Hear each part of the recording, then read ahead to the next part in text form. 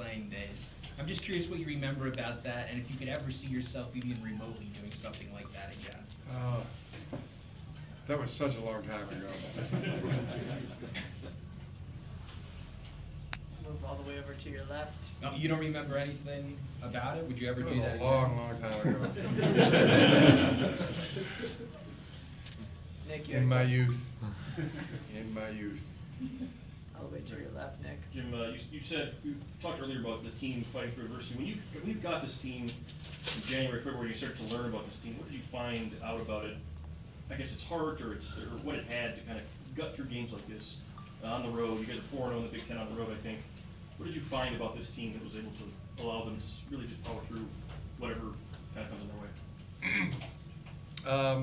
It was a process of getting to know them. I can't say that I knew what I knew now in January, February. By any means, that was a heavy lifting time, and the great thing about our team is that that's been it the whole time. It's just been they've been just relentless in the same kind of demanding, punishing pace. It hasn't stopped, and so we'll enjoy this one, and then we'll move on to the next one. Coach, on your right here in the middle. Coach, this week with the passing, the anniversary of the passing of just wondering, did you have any, special thoughts going into today's game? Any special emotions that you might have felt prior to or after? That's really been a daily thing.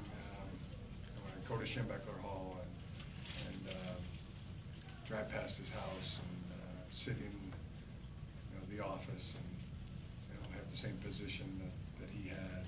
That's my coach, and it's daily. Somebody says, "Hey, you're going over to Schembeckler."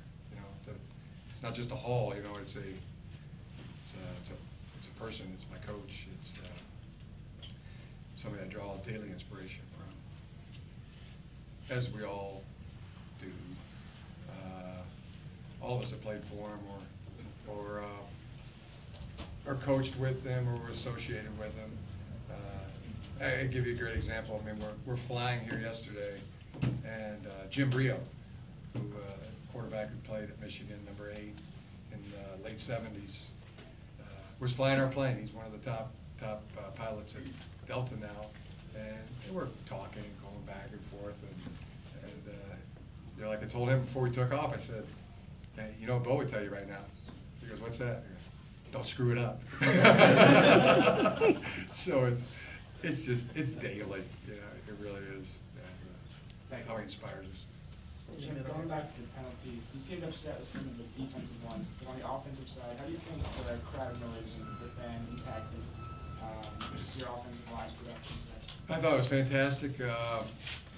Whenever you win a road game, it's you're overcoming the other team, you're overcoming the other team's fans, and you're overcoming teams that are out there. So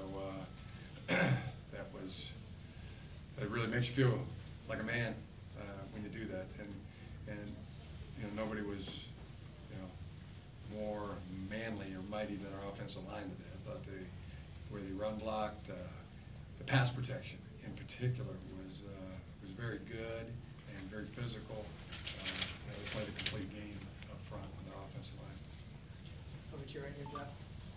Heading into this last week, the regular season, as of now, everything is still there for you to get what you want. Can you talk about that? Yeah, it was just you move on with humble hearts when you win a game like this, and get ready for the preparation next week. But right where we want to be, we're going to play for the championship. Got time for a couple more over here on the left. Jim, you touched on it earlier, how your team really responded to adversity. Can you describe how they're able, really, even last week against Indiana, both on offense and defense, when your team needs a play the most, they get it? Yeah, and it's particularly been good. It's so good in the red zone. Forcing again 3 field goals today. I mean, start adding up all those points. It's been remarkable the way our defense is playing, and in that facet, I can't imagine anybody's playing any better. maybe somebody's playing as good in terms of red zone football, but it's a real strength for us. And the amount of guys that stepped up, I mean, there was a lot, you know. Wilson makes a big tackle at the goal line. Clark defending the fade. Jabril, the defensive line we talked about. Joe Bolden again, another good game. James Ross. Ben Gideon, you know, stepped up with a big tackle for a loss, and it was again Delano Howe was in some real good coverage situations and made some open field tackles. It was a lot of guys. It was maybe as much as any game that we played in this year, where the amount of guys are really stepping up and contributing, and we're very happy about that. Coach, all the way to your left, Tom. Hey, Jim, at what point in this season did you realize this team was good enough to put yourself in a position in the last week to possibly win the Big East? Well, it's been good 5-6 weeks we've been playing with this playoff type of mentality, and it's a lot of fun. It's fun to be in this environment and this position. It's fun to be in the playoffs. So we've been at it for weeks in our minds and in our preparation, and it's a lot of fun. Last question, Nick. We're just having at it. Jim, you mentioned the defensive line earlier. We talked about them last week, having Yeah. to play without Ryan.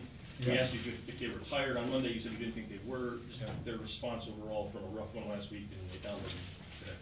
Well, good. You know, I'm really trying to single one guy out, but I can't because it was multiple. And yeah, I mean, there was talk that and Ryan's a heck of a good player, really good. You know, one of our best.